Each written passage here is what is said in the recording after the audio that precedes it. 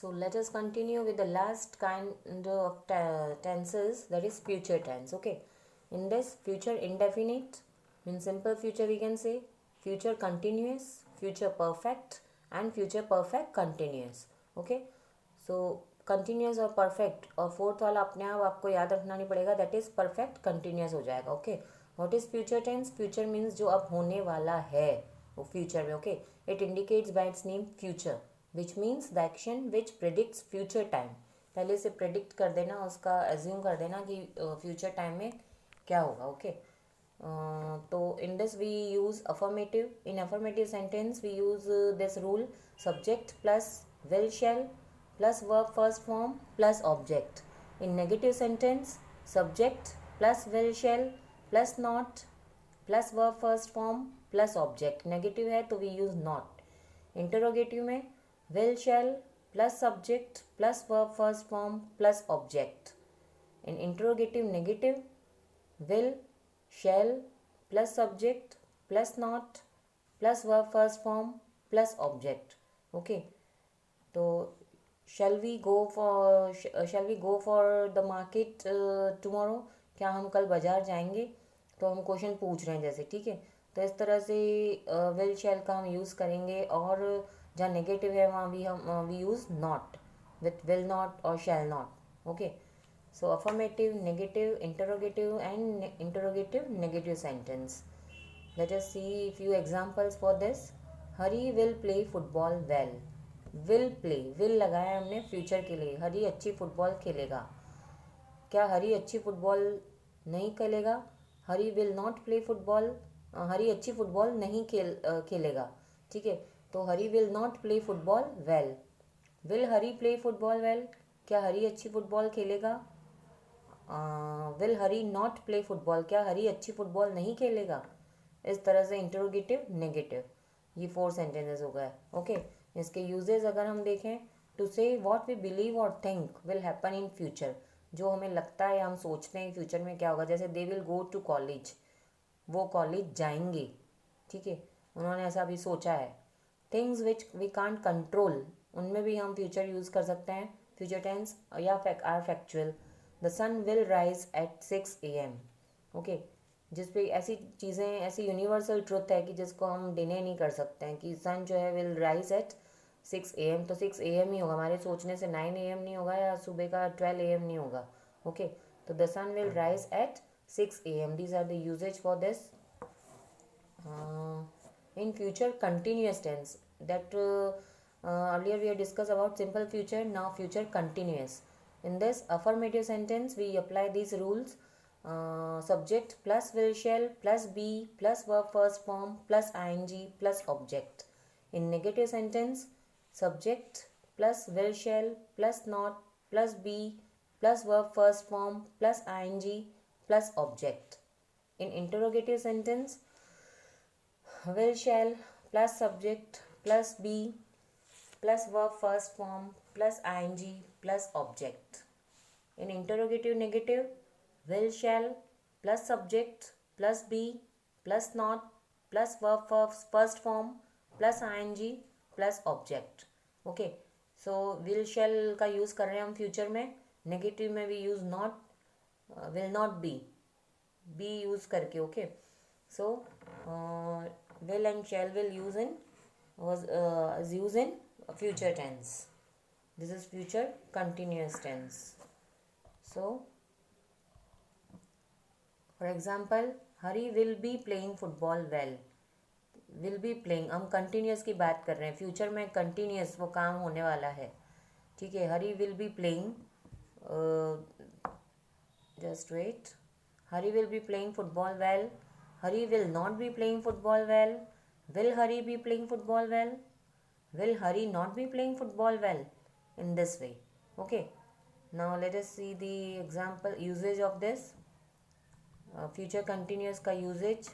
This tense is used to indicate an action that will occur in normal course. For example, she will be cooking the food tomorrow. She will be cooking. ठीक है, B plus ing हमने यहाँ पे use किया है. Will future में हमने use करना है, so will be plus ing. और कुक जो वर्ब काम होने वाला है कल, कल खाना बनाएगी. Okay, she will be cooking the food tomorrow. To indicate an action that will be in progress at a given time in the future. For example, we shall be visiting the zoo at this time tomorrow. कल हम इस वक्त zoo visit करेंगे. ठीक है, हम time के साथ बता रहे हैं उसको, गिवन टाइम के साथ में फ्यूचर में क्या होने वाला है कि कल हम इस वक्त कहाँ होंगे. ओके, अब हम बात करते हैं फ्यूचर परफेक्ट की.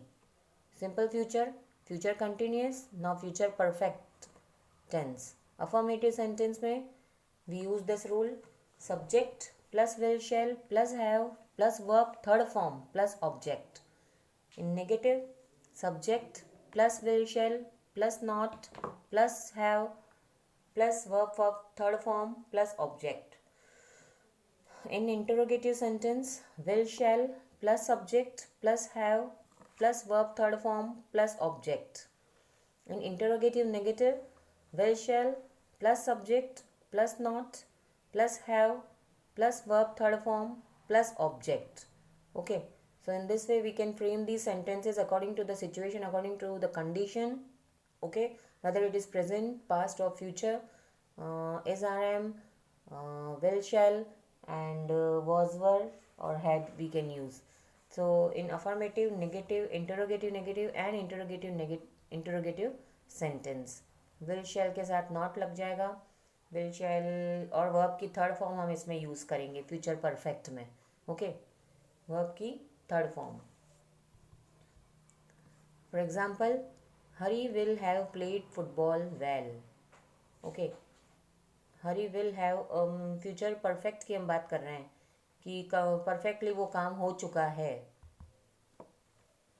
परफेक्ट से आप ये समझ लीजिए कि परफेक्टली वो काम हो चुका है. परफेक्ट कंटिन्यूस, परफेक्टली कब से, सुबह से वो काम कंटिन्यूसली चल रहा है. Okay, so Hari will have played football well, Hari will not have played football well, will Hari have played football well, will Hari not have played football well. Okay, तो विल और हैव हमने इसमें use किया, plus not लगा के negative बनाया. And here is the usages. This tense is use to describe an action which will be completed at same point of time in future. कि किस वक्त ख़त्म होगा, सेम टाइम हमने इसमें शो किया. जैसे I shall have finish this work by tomorrow, हमें पता है कि कल तक मैं इसे ख़त्म कर लूँगा. ठीक है, कल तक हम इसे ख़त्म कर लेंगे. तो finished, I shall have finished this work bye tomorrow. So then we use the future continuous tense. Now we see the next last one is future perfect continuous. In future perfect continuous, we can frame these four kinds of sentences. Affirmative sentence, that is simple sentence we can say. Negative sentence, interrogative sentence, interrogative negative sentence. What are the rules? Let us see. In affirmative sentence, subject plus will, shall plus have plus been plus verb first form plus ing plus object plus sense for time. मैंने बताया perfect continuous, कब से मतलब morning से, last 2 hours से, last 4 hours से, last 2 days से, कब से वो time we have to mention here in perfect continuous. Perfectly वो काम सुबह से चल रहा है अभी तक. ओके, सो और बीन यूज़ होगा परफेक्ट कंटिन्यूस में, have been, has been. In negative sentence, subject plus will shall plus not plus have plus been plus verb first form plus ING plus object plus sense for plus time. In interrogative sentence, will shall क्योंकि future की बात कर रहे हैं, फिर subject आएगा, उसके बाद have been, verb first form हम इसमें यूज़ करेंगे. याद रखिएगा, you have to learn these rules. Plus ING plus object plus sense for plus time. In interrogative negative, will shall plus subject plus not, क्योंकि हम यहाँ इंटरोगेटिव नेगेटिव बना रहे हैं तो will not plus have plus been plus verb first form plus ING plus object plus sense for plus time. Okay, तो इन perfect continuous में हमने हमेशा बीन यूज़ किया है. और वर्ब की किस कब कौन सी फॉर्म यूज़ होगी, you have to keep in mind, you have to learn this rules. Okay, just go through it once again. Let us see the few examples for this future perfect tense का. Hari will have been playing football well since 1990. Hari 1990 से football खेल रहा है और continuously अभी भी will हमने use किया है, सब्जेक्ट हो गया हरी विल, और क्योंकि परफेक्ट कंटिन्यूस की बात है तो हैव बीन हमने इसमें यूज़ किया है. Okay, so and Hari will not have been playing football well since 1990. Will not have been. This is negative sentence. Hari will not have been playing.